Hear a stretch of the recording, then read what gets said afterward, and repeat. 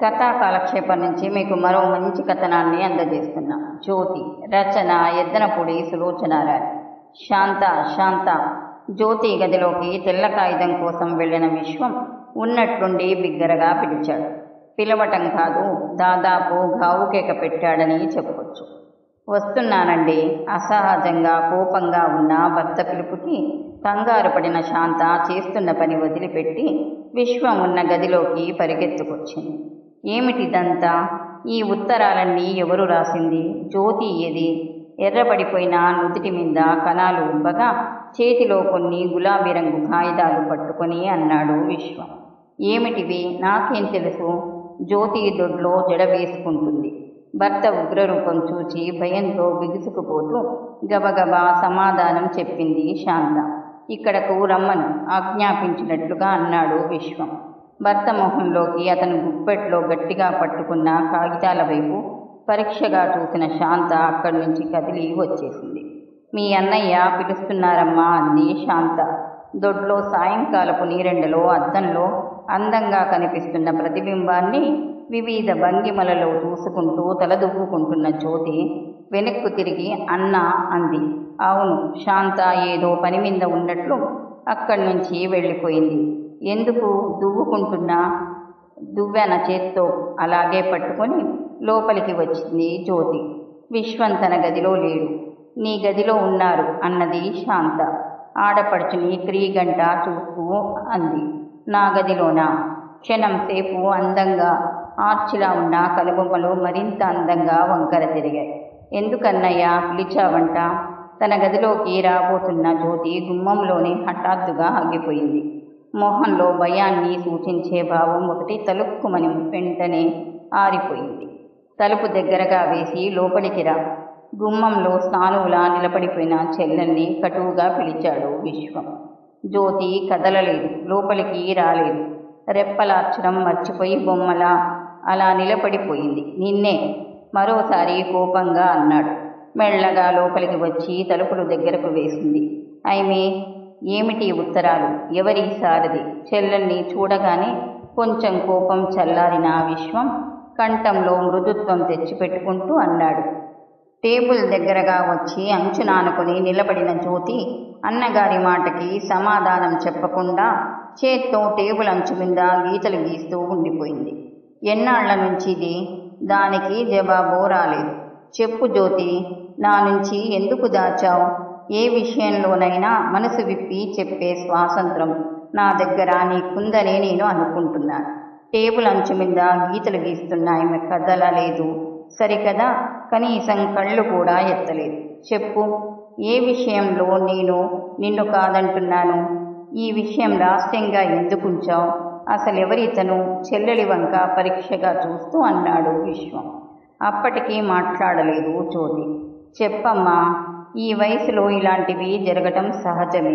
దానికి సిగ్గుపడాల్సిన సంగతి కానీ భయపడాల్సిన విషయం కానీ ఏముంది? ఇలా కూర్చో. చెల్లెల్ని చెయ్యి పట్టి పక్కనున్న కుర్చీలో కూర్చోపెట్టు. నాకు ఓ విధంగా బాధగానే ఉంది. మీ వదిన ఉత్తమొద్దు అన్న సంగతి నీకు తెలుసు. అమ్మ ఎలాగూ లేదు. నువ్వు మనసు విప్పి చెప్పే వ్యక్తి లేరని నాకు తెలుసు. నేను అడుగుతున్నానుగా, నీకంత నచ్చితే, అతను అన్ని విధాలా నీకు తగినవాడైతే రేపే నేను వెళ్ళి మాట్లాడతాను. విశ్వమన్న చివరి మాటకి చురుగ్గా కళ్ళెత్తి చూసినది జ్యోతి. అవునమ్మా, నీ వివాహ విషయంలో నీకు పూర్తి స్వాతంత్రం ఉంది అని నేను చెప్పటం లేదనా? ఎవరితను? మాట వరుసకి కూడా నీ నోట ఇతని పేరు వినలేదే నేను. విశ్వం మృదువుగా మెల్లగా లాలించగా జ్యోతి ఆగి చివరకు ఎలాగైతేనేమంతా చెప్పింది. సారథి కొత్తగా వచ్చిన బాటనీ లెక్చరరట. కొత్త అంటే మరీ స్వల్ప పరిచయం కాదు. వచ్చి 6 నెలలైంది. వచ్చిన నెల 2 నెలల్లోనే పరిచయమై స్నేహంగా మారినది. అతనికి తనంటే చాలా ఇష్టం. ఇద్దరూ కలిసి ఒకసారి సినిమాకి, 2 సార్లు పార్క్కి, అలా కాలేజీ తరపున పిక్నిక్కి వెళ్ళారట. నిదానంగా నిశ్చలంగా చెప్తున్న చెల్లెలి వంక ఊపిరి బిగపెట్టి వింటూ ఒక్కొక్కటే అన్ని సంగతులు తెలుసుకున్నాడు విశ్వం. అంతా విన్న తర్వాత అతని సంగతి వదిలేయి, నీ సంగతి చెప్పు. అతనంటే ఇష్టమేనా? కళ్ళు కిందికి వాల్చుకున్న చెల్లెలి ముఖంలోకి పరీక్షగా చూస్తూ అన్నాడు. ఇష్టం లేకపోతే అతనితో సినిమాకు పార్కులకు ఎందుకు వెడతాను? జ్యోతిలో ఇందాకటి బెరుకుతనం పోయింది. మరి ఇన్నాళ్ళు నాకు తెలియకుండా ఎందుకు దాచావు? దాచింది ఏముంది? ముందు నాకు ఒక అభిప్రాయం అంటూ అతని మీద ఏర్పడాలి కదా. రేపు రాబోయే నా పుట్టినరోజు ఇతన్ని ఇంటికి పిలిచి నీకు పరిచయం చేసి తర్వాత సంగతి చెప్పాలనుకున్నాను. ఆమె తొనుకు వెనుకు లేకుండా నిశ్చలంగా అంది. సరే, రేపు నేను అతన్ని కలుసుకుని మాట్లాడతాను. అడ్రస్ తెలుసా? తెలుసన్నట్లు తలుపుతున్న చెల్లెలి వైపు అనుమానంగా చూస్తూ, అంటే అతడి రూమికి కూడా వెళ్ళావేమిటి అన్నాడు విశ్వం. లేదు, రమ్మని చాలాసార్లు అడిగాడు కానీ నేనే వెళ్ళలేదు. విశ్వం తేలికగా ఊపిరి విడిచాడు. ఈ సంగతి కాలేజీలో ఎవరికైనా తెలుసా? తెలియదన్నట్లు తలూపింది జ్యోతి. సరే కానీ ఒక సంగతి గుర్తుంచుకో, అతను నాకు మాత్రం నచ్చకపోయినా లేదన్నయ్య, నీకు తప్పకుండా నచ్చుతాడు. అన్నగారి మాటలు ఖండిస్తూ దృఢంగా అంది జ్యోతి. విశ్వానికి ఏం మాట్లాడాలో తోచలేదు. గదిలోంచి వచ్చేసే ముందు ఉత్తరాలు చెల్లెలికిచ్చేసి ఇవి మటుకు జాగ్రత్తగా ఉంచు అని చెప్పి యువతలకి వచ్చేశాడు. అన్నగారు గదిలోంచి వెళ్ళిపోవడంతో జ్యోతికి ప్రాణం నిలిచినట్లయింది. తను నెల రోజుల నుంచి ఎలా చెప్పాలా అని సతమతమవుతున్న సమస్య ఇంత సులభంగా పరిష్కారం అవుతుందని కల్లో కూడా అనుకోలేదు. పర్వాలేదు, అన్నయ్య తన మాటని కాదనడు.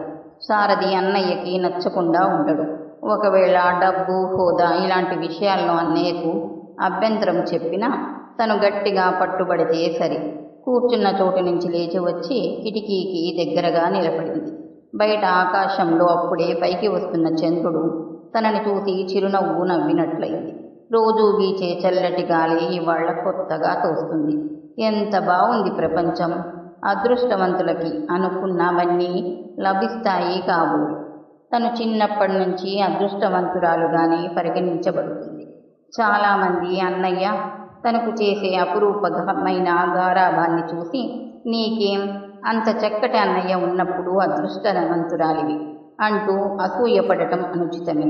ఆడపిల్ల అదృష్ట దురదృష్టాలు నిర్ణయింపబడేది అన్నయ్య లాంటి పుట్టింటి తరపు వ్యక్తుల వల్ల కాదు. ఆడదాని జీవితంలో అదృష్టం ఎప్పుడూ భర్త వ్యక్తిత్వం మీద ఆధారపడి ఉంటుంది. వ్యక్తిత్వం లేని వ్యక్తి భర్తగా లభించడం కంటే భయంకరమైన శాపం ఇంకోటి ఉంటుందా? విశ్వం లాంటి అన్నయ్య ద్వారా అదృష్టవంతురాలు అనిపించుకున్న తను సారథి లాంటి వాడిని పొంది జీవితానికి పరిపూర్ణత్వము సంపాదించుకుంటుంది. కిటికీ చువ్వల మీద తల అంచి కళ్ళు మూసుకున్న జ్యోతికి చల్లగా తన చెంపల్ని జుట్టుని మృదువుగా తాకుతున్న చల్లగాలిలో సారథి వేళ్ళు తలుపు స్పర్శ కనిపించింది. హాయిగా అనిపించింది. ఆ రాత్రి పండుకోబోతుండగా నీకు బుద్ధి లేదు శాంత. ఇలాంటి విషయాలు మగవాళ్ల కంటే ఆడవాళ్ల దృష్టికి తొందరగా అందుతాయి. 6 నెలల నుంచి నీ వెనక జరుగుతున్న విషయం నువ్వు కనిపెట్టలేకపోయావు అన్నాడు విసుగ్గా విశ్వం. శాంతాకి ఒళ్ళు మండిపోయింది. ఎంచక్కా పాఠాలు నేర్చుకోమ్మా అని పంపిస్తే ప్రణయ కలాపం జరుపుతున్న ఆవిడ బాగానే ఉంది. అమ్మ తల్లి అంటూ హామీ ఇచ్చి ఇప్పుడు తనని సాధించడం ఇంతకీ ఎవరంట అతను? మనసులో దాచుకున్న కోపాన్ని బయటికి తెలియనీయకుండా మామూలుగా అంది. ఎవరో బోటనీ లెక్చరరట, మద్రాసు నుంచి వచ్చాడంట. ఇంతకీ ఏం చేయదలుచుకున్నారు? చేసేదేముంది, రేపు వెళ్ళి చూస్తాను. నచ్చితే ఇద్దరికీ పెళ్లి చేసేయటం ఒత్తిగిళ్ళి పడుకుంటూ అన్నాడు విశ్వం. మరి సుధాకరం విశ్వం మొట్టమొదట్లో పనిచేసిన సీనియర్ లాయర్ గారి మేనల్లుడు. అతను ముందు వెనక ఎవరూ లేనివాడు. రేపో ఎల్లుండో ఫారిన్ వెళ్ళబోతున్నాడు. జ్యోతిని అతనికిచ్చి చేస్తే ఈడు జోడుగా ఉంటుందని అతనితో పాటు జ్యోతి కూడా పంపించాలని విశ్వం సంకల్పం. ఏదైనా ఈ గొడవంతా వాళ్లకు తెలియకుండా జాగ్రత్త పడటం మంచిది అంది శాంత. అవును, ఇదేదో తేలే వరకు జ్యోతిని కాలేజీకి పంపకపోవటం మంచిదేమో. శాంత మౌనం వహించింది. అలాంటి నిర్ణయానికి సలహాలు ఇవ్వటం, అవును కాదు అని చెప్పటం ఎప్పుడూ అలవాటు లేదు. అతను అలా చెప్పినప్పుడు వినేసి ఊరుకోవటం అంతే తెలుసు శాంతకి. మర్నాడు కాలేజీ టైంకి భోంచేసి బట్టలు వేసుకుని తయారవుతున్న జ్యోతిని చూస్తూ, మీ అన్నయ్య నిన్ను ఇవాళ కాలేజీకి వెళ్ళొద్దన్నారు అంది శాంత. పుస్తకాలు తీసుకోబోతున్న జ్యోతి ఆగి కళ్ళు పెద్దవి చేసి, ఎందుకు అంది. ఏమో నాకేం తెలుసు. శాంత విసురుగా అక్కడి నుంచి వెళ్ళిపోయింది. అన్నిట్లో తనని సంప్రదించే విశ్వం జ్యోతి విషయంలో అంత దూరం ఉంచడం శాంతకి నచ్చలేదు. నచ్చక చేసేదేం లేదు. అందువల్ల సందు దొరికినప్పుడల్లా ఆ విషయమంతా ఆమె మీద చూపుతూ ఉంటుంది. ఇష్టం లేకపోయినా అన్నగారిచ్చిన ఆదేశాన్ని కాదనే సాహసం లేని ఆమె పుస్తకాలు టేబుల్ మీద పడేసి ఇంట్లోనే ఉండిపోయింది. ఆ సాయంత్రం కోర్టు నుంచి ఇంటికి వస్తూ జ్యోతి ఇచ్చిన అడ్రస్ వెతుక్కుంటూ సారథి ఇంటికి వెళ్ళాడు విశ్వం వెళ్ళేసరికి సారథి ఇంట్లోనే ఉన్నాడు. అప్పుడే కాలేజీ నుంచి ఇంటికి వచ్చినట్లున్నాడు. బట్టలు కూడా మార్చుకోలేదు. టేబుల్ మీద ఏవో పుస్తకాలు సర్దుతున్న సారథి సరాసరి చనువుగా లోపలికి వస్తున్న విశ్వాన్ని చూసి రండి అన్నాడు. ఎవరో ఏమిటో అడగకుండానే గుమ్మానికి పక్కగా ఉన్న బోర్డు చూశావు కాబట్టి జ్యోతి ఇచ్చిన వర్ణన గుర్తుకు వచ్చిన విశ్వం సారథి ఇతనే కాబోలు అనుకుంటూ నేను అంటూ జోబులోంచి కార్డు తీసి ఇచ్చాడు. తెలుసు. కార్డుని క్షణం సేపు చూసిన సారథి నిర్లక్ష్యంగా పక్కన పడేస్తూ అన్నాడు, జ్యోతి నా చెల్లెలు. దాదాపు తనంత పొడుగు ఉండి తనకంటే బలంగా ఉన్న సారథిని నకశిక పర్యంతం పరీక్ష చేస్తూ అన్నాడు విశ్వం. తెలుసు, నేను ఇది వరకు మిమ్మల్ని చూశాను అన్నాడు సారథి మెల్లగా. అలాగా కూర్చుంటూ అన్నాడు విశ్వం. తను జ్యోతి అన్నగారిని అని చెప్పుకోకముందే తెలుసునన్నమాట. తెలిసినవాడు ఆర్భాటంగా ఏమీ హడావుడి పడడం విశ్వానికి ఏం మాట్లాడాలో తోచలేదు. సారథి గోడకు తగిలించి ఉన్న ఫ్లాస్క్ తీసి బయటకెళ్ళి ఎవరినో కుర్రాడిని పిలిచి కాఫీ తీసుకురమ్మని చెప్పాడు. థ్యాంక్స్, నేనిప్పుడు తాగి వచ్చాను, కాఫీ కోసం రాలేదన్నట్టు అన్నాడు. సమాధానంగా లోపలికి వస్తున్న సారథి నవ్వి ఊరుకున్నాడు. విశ్వం చుట్టూ కలిగి చూశాడు. అంత పెద్దది, అంత చిన్నది కానీ సామాన్యపు గది. గదిలో టేబులు, దాని ముందు ఒక కుర్చీ తప్ప ఏమీ లేవు. ఆ కుర్చీలోనే ప్రస్తుతం విశ్వం కూర్చున్నాడు. గోడవారగా ఉన్న మంచం మీద పరుపు లేదు. ఓ మాదిరి ఖరీదు గల దుప్పటి, మెత్తటి దిండ్లు ఉన్నాయి. ఆ గదిని చూస్తుంటే ఆర్థికంగా యజమాని కూడా ఎంత మామూలు మనిషో సులభంగా తెలిసిపోతుంది. కానీ జ్యోతి భర్తగా రాబోయే వ్యక్తికి డబ్బుందా లేదా అన్నది సమస్య కాదు. మనిషికి చదువు, తెలివితేటలు, జ్యోతి సున్నితమైన మనసుని అర్థం చేసుకోగలిగిన సంస్కారం ఉంటే చాలు. విశ్వం తల తిప్పి మరోసారి సారథి వైపు చూశాడు. ఒంటరిగా ఉంటున్నారా? ఫ్యామిలీ ఎవరూ లేరు? సంభాషణ ఎలాగో ఒకలాగో మొదలు పెట్టడం ముఖ్యం అనుకున్న విశ్వం తనే అడిగాడు. ఎవరూ లేరు. ఆ లేరనటంలో, నిర్లక్ష్యంగా పెదవులు విరచటంలో సారథిని, లేకపోతే అలాంటి వ్యక్తిని ఎక్కడో చూచినట్లనిపించింది విశ్వానికి. ఎవరూ లేరా? సారథిని పరీక్షగా చూస్తూ అన్నాడు. ఒక్కగానొక్క అక్క ఉండేది. ఆ అక్క చచ్చిపోయింది. అలాగా? తల్లి తండ్రి ఎవరూ లేరు. విశ్వానికి ఏం మాట్లాడాలో తోచలేదు. జ్యోతి అన్నగారు అని తెలుసుకొని కూడా మనిషి అలా ఉంటాడేం? అదో స్వభావం కావచ్చు. మిమ్మల్ని ఎక్కడో చూచినట్లుంది. నన్ను చూచి ఉండరు. నాలాంటి మనిషిని చూసి ఉంటారు. మీ సొంత ఊరు బెజవాడ. బెజవాడ? అరే, అయితే మీరు మా నాన్నగారి పేరు వినే ఉండాలి. లాయర్ విశ్వనాథం గారంటే తెలియని మనిషే ఉండరు బెజవాడలో. విశ్వం ఉత్సాహంగా అన్నాడు. సారథి జవాబు చెప్పేలోపుగా ఇంతలో కుర్రాడు ఫ్లాస్క్ తెచ్చి ఇచ్చాడు. సారథి 2 కప్పుల్లో కాఫీ పోసి ఒకటి విశ్వానికి ఇచ్చాడు. ఏ కారణం వల్లనో తెలియటం లేదు కానీ అతను సూటిగా విశ్వం వైపు చూడడం లేదు. ఎటో చూస్తున్నాడు. ఏదో మాట్లాడుతున్నాడు. బహుశా అతను జ్యోతి అన్నగారినని చెప్పటం వలన కంగారని అలా దాచుకోవటానికి ప్రయత్నిస్తున్నాడేమో. బెజవాడలో ఎక్కడండి మీరుండేది? సారథి జవాబు చెప్పాడు. విశ్వం ఉలిక్కిపడ్డాడు. కాఫీ తాగుతున్నవాడల్లా సగంలో ఆపేసి కప్పు చేతిలో అలాగే పట్టుకుని, అరే, ఆ వీధి నాకు బాగా పరిచయమేనే. ఏ ఇంట్లో మీరున్నది? రామశాస్త్రి గారింట్లో. తాపీగా కాఫీ తాగుతూ నిదానంగా జవాబు చెప్పాడు సారథి. విశ్వం కళ్ళు వెడల్పైనాయి. ఈసారి సారథి తలెత్తి సూటిగా విశ్వం కళ్ళలోకి చూస్తూ, మీరు మర్చిపోయి ఉంటారు. బహుశా ఆ ఇంట్లో ప్రసాదరావు గారు అని హెడ్ మాస్టర్గా ఉండేవారు. ఆయన మా మేనమామ. సారథి నోటి నుంచి వెలువడుతున్న ఒక్కొక్క మాట ఒక్కొక్క శూలంలా విశ్వం హృదయంలో దూసుకుపోయింది. అయితే నువ్వు కాఫీ కప్పు టేబుల్ మీద పెట్టేసిన విశ్వం మాట పూర్తి చెయ్యలేకపోయాడు.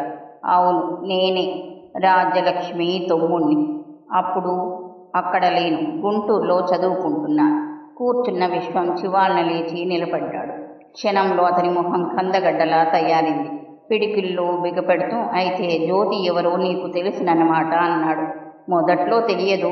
తెలిసిన తర్వాత ఆ బంధాన్ని కావాలని నేనే మరింత బిగించాను. అనుకోకుండా భగవంతుడిచ్చిన ఈ అవకాశాన్ని నేను జారవిడచదలుచుకోలేదు. బెదిరిస్తున్నావా? ఉరిమి చూస్తూ అన్నాడు విశ్వం. లేదు, కొన్ని సంవత్సరాల క్రితం అక్కయ్యకు జరిగిన అన్యాయానికి ప్రతీకారం తీర్చుకునే అవకాశం కలిగిందని సంతోషిస్తున్నాను. నిశ్చలంగా నిదానంగా టీవీగా ఒక్కొక్క మాట తూచి తూచి అంటున్న సారథిని చూస్తుంటే విశ్వానికి కంపరమెత్తసాగింది. అతని ముఖంలో కనిపించే చిరునవ్వు 1000 గొంగలి పురుగుల్లా మారి విశ్వం వంటి నిండా ప్రాకుతున్నట్లనిపించింది. వెళ్ళిపోవటానికి ముందుకడుగు వేస్తూ, సరే నేను వెళుతున్నాను. జ్యోతి అదృష్టవంతురాలు. నా కంఠంలో ప్రాణముండగా నీ చేతికెప్పటికీ అందదు. జాగ్రత్త. ఈ సంగతి బయటకు తేవాలని గాని లేక దాన్ని అల్లరి చెయ్యాలని గాని చూశావా? ఈ ఊళ్ళో నాకున్న పేరు పలుకుబడి నీ జీవితాన్ని మంటబెట్టి మసి చేస్తుంది. ఆ సంగతి మర్చిపోకు. జ్యోతికి నువ్వు ఏ ఉద్దేశంతో అయితే ఉత్తరాలు రాశావో ఆ ఉద్దేశమే నీ పాలిట ఉరితాడులా మార్చగలడు. విశ్వం పళ్ళు పటపటలాడినాయి. బెదిరిస్తున్నారా? సారథి టేబుల్ మీదున్న పుస్తకాల అడుగు నుంచి ఓ ఉత్తరాల కట్ట తీసి చూపిస్తూ, ఇదిగో, దానికి సమాధానం నా దగ్గర ఉందని మీరు మర్చిపోకండి అన్నాడు. ఆ ఉత్తరాల మీద రాత జ్యోతిదే, సందేహం లేదు. మరో అడుగు ముందుకు వెయ్యబోతున్న విశ్వం హతాశుడైనట్లు ఆగిపోయి మళ్ళీ కుర్చీలో కూలబడ్డాడు. ఇద్దరి మధ్య భయంకరమైన నిశ్శబ్దం ఏర్పడింది. కాసేపాగి విశ్వం నీరసంగా తనే అన్నాడు, సరే, ఈ సంగతి వదిలే. నువ్వు జ్యోతిని నిజంగా ప్రేమించావా లేదా? పోనీ అది చెప్పు. దానికి సమాధానం చెప్తే చచ్చిపోయిన అక్కయ్యకి అన్యాయం చేసిన వాడిని అవను. ఉత్తరాల కట్టెని గాల్లోకి ఎగరేసి పట్టుకుంటూ అన్నాడు సారథి. విశ్వం మళ్ళీ లేచి నిలబడ్డాడు. అతని మొహంలో క్షణంసేపు జారిపోయిన కోపం, ఆశ్చర్యం రెట్టింపు బలంతో వచ్చి మళ్ళీ తిష్ట వేశాయి. సరే, నీ నుంచి చెల్లెల్ని రక్షించుకోవడం ఎలాగో నాకు తెలుసు. నీ ఇష్టం వచ్చినట్టు చేసుకో అంటూ ముందుకు కదిలాడు. దీని నుంచి రక్షించిన నా ఆకర్షణ నుంచి మటుకు తప్పించలేదు. మీరు పట్టుదల గలవారైనా బహుశా నాకు దూరం చెయ్యొచ్చు, కానీ జ్యోతి మీద నా ప్రభావాన్ని తీసేయలేరు. ఒకవేళ మీ పేరు ప్రతిష్టలతో నన్ను దూరంగా నెట్టివేసిన జ్యోతి మనసులోంచి తీసేయడం సాధ్యం కాదు. నా కోసం జ్యోతి మంచాన పడకపోతే ముందుకడుగులు వేస్తున్న విశ్వం నోర్మై అంటూ పులిలా వెనుక్కు తిరిగి తిరగడంతోనే చెయ్యి చాచి బలంగా సారథి చెప్ప మీద చెల్లుమనిపించడం అన్ని క్షణంలో జరిగిపోయాయి. అంతవరకు టేబుల్ని ఆనుకొని అదోలా నిర్లక్ష్యంగా నిలబడ్డ సారథి తన చెంపని తాకిన చేతిని పట్టుకుని నిటారుగా నిలబడ్డాడు. అంతవరకు నవ్వుతున్న అతని కళ్ళు నిప్పులు కురిశాయి. విశ్వం అంతకంటే మండిపడుతున్న కళ్లతో సారథి చేతుల్లోంచి బలంగా తన చేతిని గుంజుకొని, నేనంటే ఏమిటో నీకు తెలుసుకోవాలని ఉందా? జాగ్రత్త, ఖబర్దారంటూ గిరుక్కున వెనక్కి తిరిగి గబగబా బయటకు వెళ్ళిపోయాడు. కొయ్యబారిపోయిన సారథి తేరుకొని బయటకు వచ్చి చూసేసరికి అప్పటికి విశ్వం కారులో కూలబడటం, అది కదిలిపోవడం కూడా జరిగింది. ఉదయం నుంచి ఇంట్లో కూర్చున్న జ్యోతికి కాలమే ఆగిపోయినట్లుంది. ఎంతసేపటికి సాయంత్రం కాలేదు. దానికి తోడు అలవాటు ప్రకారం విశ్వము వేళకు ఇంటికి కూడా రాలేదు. బహుశా సారథి దగ్గరకు వెళ్ళి ఉంటాడు. ఈ ఆలోచన వచ్చేసరికి జ్యోతి ముఖం సంతోషంతో వికసించింది. అన్నయ్యను చూసి సారథిని చూసి అన్నయ్య, వాళ్ళిద్దరూ ఎలా ఫీల్ అవుతారు? బహుశా తనంటే ఎంత ప్రాణమో అన్నయ్యకు చెప్తుండవచ్చు. రేపు కాలేజీలో ఎలా చూడటం? ఎందుకు చూడకూడదు? ఇహ భయం దేనికి? ఇవాళ్ళో రేపో పెళ్లి చేసుకుని ఒకటి కాబోతున్న వాళ్ళకి, ఊహల్లో తేలిపోతున్న జ్యోతికి రాత్రి 10 అవ్వటం కానీ, ఇళ్లంతా నిశ్శబ్దం ఆవరించుకోవటం కానీ తెలియలేదు. పరధ్యానంగా కూర్చున్న జ్యోతికి నిశ్శబ్దాన్ని చీల్చుకుంటూ బయట విశ్వం కారు హారన్ వినిపించటంతో ఉలిక్కిపడి కిటికీ దగ్గరకు పరిగెత్తుకొచ్చింది.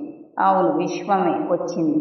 జ్యోతి మనసు ఏదో తెలియని సంతోషంతో ఉక్కిరిబిక్కిరి అయిపోయింది. పరిగెత్తుకెళ్ళి సారథి నచ్చాడా, ఎలా మాట్లాడాడు అని అడగాలనిపించింది. కానీ ఎలా? ఎంత అన్నయ్య అయితే మటుకు బలవంతాన తనను తాను కుదుటపరుచుకొని మంచం మీద అలాగే కూర్చుంది. వచ్చిన విశ్వం మామూలుగా బట్టలు మార్చుకొని భోంచేస్తూ జ్యోతి ఏది అని అడిగాడు. ఇక్కడే ఉన్నానన్నయ్య, ఏం కావాలి? తనని పిలవకపోయినా ముందు గదిలోంచి సమాధానం చెప్పింది. విశ్వం మాట్లాడలేదు. లోపలికి రమ్మనమని పిలవనూ లేదు. వెంటనే సంగతి ఏమిటో చెప్పక ఏమిటా ఊరింపు? కోపం వచ్చేసిన జ్యోతి వెళ్ళి మంచం మీద పడుకుంది. ఆ రాత్రి విశ్వం జ్యోతిని పిలవలేదు. భోంచేసిన వెంటనే తలనొప్పిగా ఉందని పడుకున్నాడు. అతను దగ్గరకు వెళ్ళలేదు.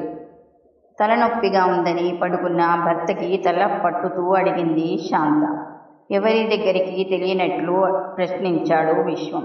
అదే లెక్చరర్ దగ్గరికి వెళ్ళాను. విశ్వానికి ఏం చెప్పాలో తోచడం లేదు.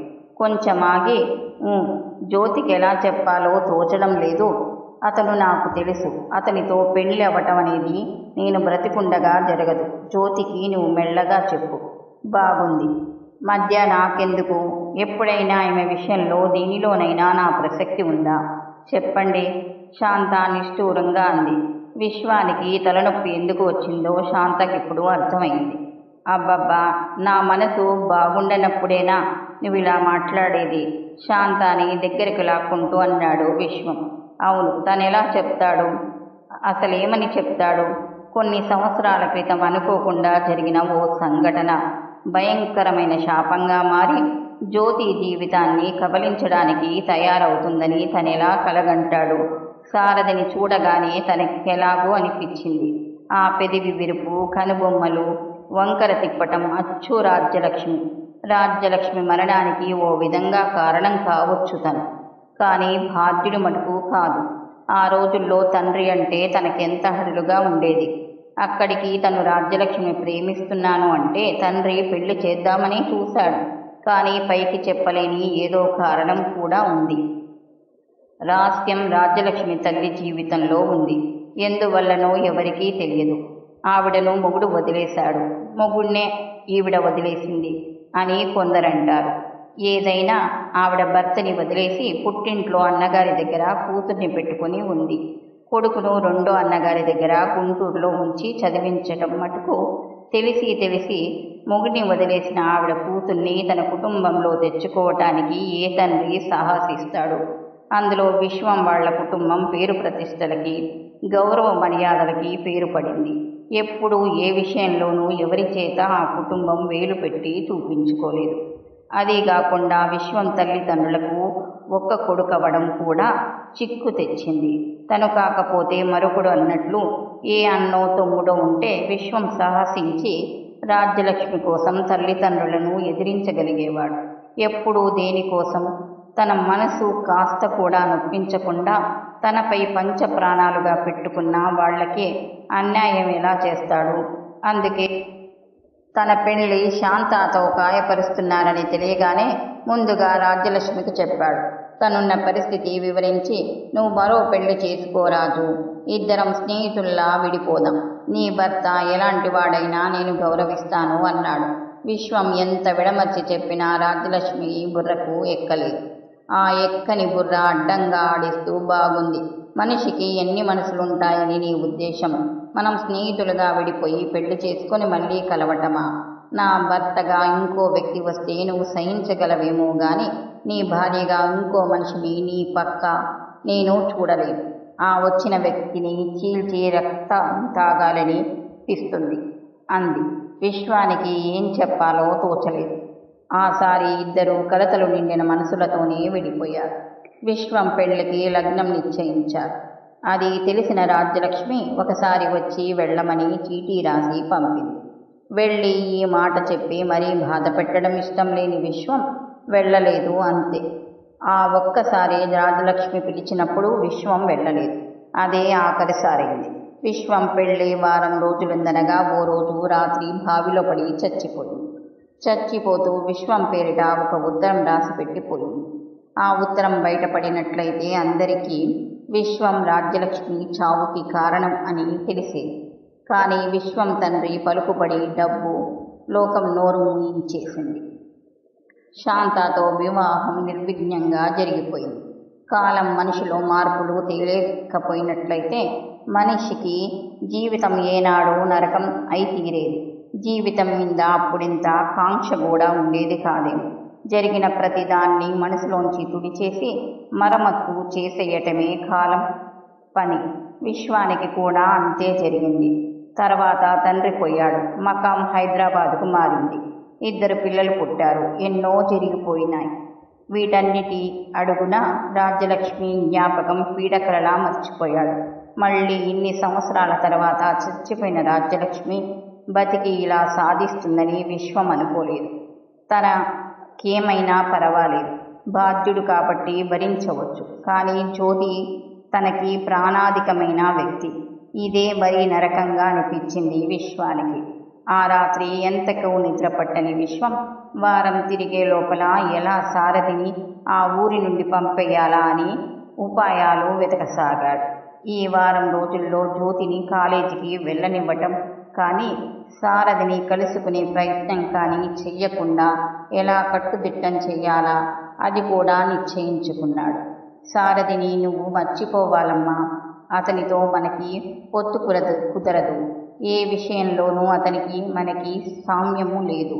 మరునాడు ఉదయం కాఫీ తాగుతుండగా అన్నగారంటున్న మాటలకి జ్యోతి కళ్ళు పెద్ద పెద్దవి చేసుకుని చూసింది. చెల్లని మనసు నొప్పించడం ఇష్టం లేని విశ్వం జ్యోతి జీవితంలో పెళ్లి ముఖ్యమనేదే కావచ్చు, కానీ దానికి మించిన మరికొన్ని బాధ్యతలు కూడా ఉంటాయి. అవి విస్మరిస్తే మనిషికి నరకం ఎక్కడో కాదు ఇక్కడే కనిపిస్తుంది. సారథి నాకిది వరకు తెలుసు. తెలిసి నేను అతని చేతుల్లో నిన్ను పెట్టలేను. నువ్వు ఆలోచించుకో అని జ్యోతి జవాబుకు చూడకుండా అక్కడ నుంచి వెళ్ళిపోయాడు. చాలాసేపటి వరకు జ్యోతికి అన్నగారు చెప్పిందేమిటో అర్థం కాలేదు. సారథి అన్నయ్యకు నచ్చలేదా? ఇంతకు ముందు తెలుసా? ఇది ఎలా సంభవం? అన్నయ్యకి సారథి తెలిస్తే సారథికి అన్నయ్య ఎందుకు తెలియదు? తెలిస్తే తనతో మాట మాత్రం కూడా అనడా? ఏదో జరగకూడనిది జరిగింది. తను వెళ్ళి సారథిని అసలేం జరిగింది కనుక్కోవాలి అనుకుంటూ గబగబా బట్టలు వేసుకుని కాలేజీకి తయారవుతుండగా శాంత లోపలికి వచ్చి ఇదేదో తేలేదాకా నిన్ను కాలేజీకి వెళ్ళవద్దన్నారు అంది. కాలేజీకి వెళ్ళవద్దా? కోపంతో జ్యోతి మొహం ఎరుపు రంగు తిరిగింది. నాకు తెలియదు. ఆయన చెప్పమన్నారు, చెప్పాను. ఆయన మాట లక్ష్యం లేదు అనుకుంటే నిక్షేపంగా వెళ్ళవచ్చు. మధ్య నేనేదో అంటున్నానని మటుకు నువ్వనుకో వదిన. హఠాత్తుగా జ్యోతి కళ్ళల్లో నీళ్లు తిరిగాయి. పుస్తకాలు టేబుల్ మీదకు విసిరేసి వెళ్ళి మంచం మీద వాలిపోయింది. అన్నయ్య వద్దన్న పని తను చెయ్యలేదు. ఆ బలహీనత చూసే ఈ అధికారం. వెంటనే లేచి కాలేజీకి వెళ్ళి తీరాలి అనిపించింది. కానీ మనసులో ఏమూలో అన్నయ్యకి కోపం వస్తుందేమోనని భయం జ్యోతిని మంచం మీద నుంచి లేవకుండా నీరసంగా అలాగే పడేసి ఉంచింది. జ్యోతి ఇష్టాలతో నిమిత్తం లేకుండా 3 రాత్రులు 3 పగళ్ళు గడిచిపోయినాయి.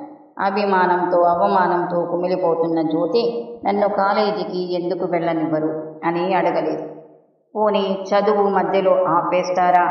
ఆపేయనీయకి అందరూ జ్యోతి కాలేజీకి ఎందుకు రావటం లేదని అడిగితే అన్నయ్య సమాధానం చెప్పుకోవాలి. 3 రోజుల్లోనే చిక్కిపోయి ఎలాగో అయిపోయిన చెల్లెల్ని విశ్వం చూసి చూడనట్లు ఊరుకున్నాడు. అన్నగారు కనిపించినా చూడనట్లే పక్కకు వెళ్ళిపోయేది జ్యోతి.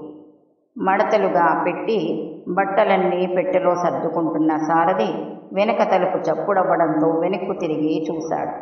ఊరవాకిలిగా వేసి ఉన్న తలుపుల్ని తోసుకుని సుడిగాలిలా లోపలికి వచ్చింది జ్యోతి. నువ్వా? సంభ్రమాశ్చర్యాలతో సారథికి నోట మాట సరిగ్గా రాలేదు. మీరు సాయంత్రం లోపల నన్నోసారి కలవమన్నారని వనజ చెప్పింది. అవును. ముందు నువ్వు లోపలికి రా జ్యోతి. శాంతం గదిలోకి లాగి తలుపులు వేశాడు. పెట్టె సర్దుకుంటున్నారెందుకు? నీకు తెలియదా? ఊరు వెడుతున్నాను. ఎందుకిప్పుడు? నా అంతటా నేను వెళ్ళటం లేదు. బలవంతాన మీ అన్నయ్య పంపిస్తున్నాడు. అన్నయ్య? అవును. వనజ నీకేం చెప్పలేదు? లేదు. ఫోన్ చేసి మీరెలాగైనా సరే రమ్మన్నారని అర్జెంటని చెప్పింది. సారథి జ్యోతికి దగ్గరగా వచ్చి భుజాల మీద చేతులు వేసి కళ్ళల్లోకి చూస్తూ, అవును, కానీ నువ్వు రాగలవని కల్లో కూడా అనుకోలేదు. జన్మలో మళ్ళీ కనిపించవనుకున్నాను. నాకు ట్రాన్స్ఫర్ అయ్యింది. నీకు తెలియదా? ట్రాన్స్ఫరా? జ్యోతి కళ్ళు వెడల్పైనాయి. అవును, అది మీ అన్నయ్య పుణ్యం గాని నన్ను గురించి మీ అన్నయ్య నీకేం చెప్పలేదు? జ్యోతి చూపులు సారథి మొహం మీద నుంచి గుండెల మీదికి వాలిపోయాయి. చెప్పు. ఎలాగూ వెళ్ళిపోతున్నానుగా, నిజం తెలుసుకోవాలని ఉంది. ఏం చెప్పలేదు. మన పెళ్ళి జరగదని, మీరు మంచివారు కాదని మటుకు అన్నాడు. నిన్ను కాలేజీ మానివేయించింది నా వల్లనేనా? జ్యోతి కళ్ళు ఒక్క క్షణం సేపు రెపరెపలాడినాయి. నాకు ఈ ట్రాన్స్ఫర్ ఆర్డర్స్ రాగానే మొదట రిజైన్ చేసి ఇక్కడే ఉండిపోవాలనుకున్నాను. కానీ నా సంగతి నీకు తెలుసుగా, బీదవాడిని. జీతం దొరికితే గాని భోజనం లభించదు. జ్యోతి కళ్ళెత్తి చురుకుగా సారథి మొహంలోకి చూసింది. నేను మంచివాడిని కాదని మీ అన్నయ్య నీ నిదర్శనాలు చూపించమని నువ్వెందుకు అడగవు? ఒక్కటే జ్యోతి, నేను మీ అంతస్తుకి తగను. నాకు మీలా డబ్బు లేదు. నిజమేలే. నన్ను చేసుకుని నువ్వేం సుఖపడతావు? సారథి నిష్ఠూరంగా అంటూ జ్యోతి భుజాలు వదిలేశాడు. కానీ జ్యోతి అతని చేతుల్ని వదలలేదు. పట్టుకుని భుజాల మీద ఉంచుకుంటూ, నన్నేం చేయమంటారో చెప్పండి అంది. మొహం తిప్పేసుకోబోతున్న సారథి గిరుక్కున తిరిగి చూశాడు. నిజంగా ఒక డబ్బే సమస్య అయితే పర్వాలేదు. అన్నయ్యని నేను ఒప్పించగలను నిశ్చలంగా చూస్తూ అంది. మనుషుల స్వభావము నీకు తెలియదు. ఉత్త పిచ్చమ్మాయి. సారథి వంగి జ్యోతి కళ్ళ మీద ముద్దు పెట్టుకుంటూ అన్నాడు. మీరు వెళ్లకుండా చూసే మార్గం లేదు. ఉన్నది ఒకే ఒక్క మార్గం. జ్యోతిని గుండెలకి దగ్గరగా లాక్కొని కళ్ళల్లోకి లోతుగా చూస్తూ అన్నాడు. ఏమిటిది? నువ్వు నాతో వచ్చేయటం. మన ఇద్దరం ఈ ఊరు నుంచి వెళ్ళిపోయి వెంటనే పెళ్లి చేసుకోవటం. ఆ పైన క్షమాపణలు కోరుకోవటం. పెళ్ళైపోయిన తర్వాత క్షమించక చేసేదేం లేదు. ఏం మాట్లాడవేం? ముందసలు ఈ సంగతి చెప్పు. నేనంటే నిజంగా నీకంత ఇష్టమా? లాలనగా ఓ విధమైన జాలిగా అడుగుతున్న మాటలకి జ్యోతి లేత మనసు ఇట్టే కరిగిపోయింది. మనము వెళ్ళిపోతే అన్నయ్యకు తెలియదు. గుండెల మీద భయం సూచిస్తున్నట్లుగా చెయ్యి పెట్టుకుంటూ అంది. ఆ సంగతంతా నాకు వదిలే, నేను చూసుకుంటాను దృఢంగా అన్నాడు సారథి. అయితే పదండి, వచ్చేస్తాను. ఇద్దరి చూపులు కలుసుకున్నాయి. క్షణంసేపు జ్యోతి వైపు పరిశీలనగా చూసిన సారథి జ్యోతిని వదిలేసి దూరంగా వెళ్ళిపోతూ, ఓహో వద్దు. ఆ తర్వాత నా నుంచి నీ జీవితం నాశనమైందని నన్ను తిట్టవు. వద్దులే, నన్ను మర్చిపో. నేను దూరంగా వెళ్ళిపోతున్నాను. అసలే ఆ నెల్లూరు నీళ్లు నీకు పడవు. ఏదన్నా అయితే సారథి మాటలు శాంతం పూర్తి కాకమునిపే జ్యోతి గబాలన ముందుకు వచ్చి అరచేతితో నూరు మూసేసింది. వచ్చేస్తానని చెప్పలేదు. మీరు చెప్పింది నిజమే. మనము పెళ్లి చేసుకుంటే ఏ సమస్య ఉండదు. అన్నయ్య ఇప్పుడు కాకపోయినా కొంతకాలం తర్వాతనైనా మారుతాడు. మారకపోయినా పర్వాలేదు. తన దగ్గరగా వచ్చి చెప్తున్న జ్యోతిని చెయ్యి పట్టి మరింత దగ్గరగా లాక్కున్నాడు సారథి. అవును, జ్యోతిని ఎలాగైనా తనతో తీసుకువెళ్ళిపోయి పెళ్లి చేసుకోవాలి. అది విశ్వానికి తిరుగులేని శిక్ష. లేకపోతే 3 రోజుల్లో తనని ట్రాన్స్ఫర్ చేయిస్తాడు. జ్యోతిని ఓసారి కనిపించమని యథాలాపంగా చెప్పాడు వనజాకి. ఒకవేళ కనిపిస్తే తనని ఎప్పుడూ మరిచిపోలేనంత మధురమైన స్మృతి ఒకటి జ్యోతి మనసులో ముద్రించి వెళ్లాలనుకున్నాడు. దాన్ని జ్యోతి మాట వరసకి అన్న తన మాట పట్టుకొని ఇలా వచ్చేస్తానంటున్నది. అవును, అదే విశ్వం మీద పగ తీర్చుకోవటం అంటే జ్యోతిని తనతో తీసుకెళ్ళిపోవటమే మందు. జ్యోతి, నిజంగా అంటున్నావా? నిజమే అయితే నేనెంత అదృష్టవంతుణ్ణి. నిజంగానే చెప్తున్నాను. కానీ నేను ఇలా వచ్చేస్తే ఇబ్బంది కదూ. 2వ చీర కూడా లేదు. పర్వాలేదు, నేనంత దరిద్రుడిని కాదు. మొదట మనం మద్రాసు వెళ్ళిపోదాం. జ్యోతిని గుండెలకు అదుముకుంటూ అన్నాడు. రూపు తెలియని కసితో కూడిన విచిత్రమైన భావంతో అతని గుండెలు నిండిపోయాయి. కళ్ళల్లో దాని తలుపు సంతోషం ఉప్పొంగుతూ కనిపించింది. కానీ జ్యోతికి ఇవేమీ తెలియవు. తనను ప్రేమించి తన కోసం ఉన్నట్టుండి ట్రాన్స్ఫర్ అయిపోయి వెళ్లాల్సి వచ్చి తనని ఇక చూడలేమోనని బెంగపడుతున్న సారథి కోసం భవిష్యత్తునే నిర్భయంగా త్యాగం చేసేయాలని తను దేనికి వెనుతీయకూడదని అనుకుంటుంది.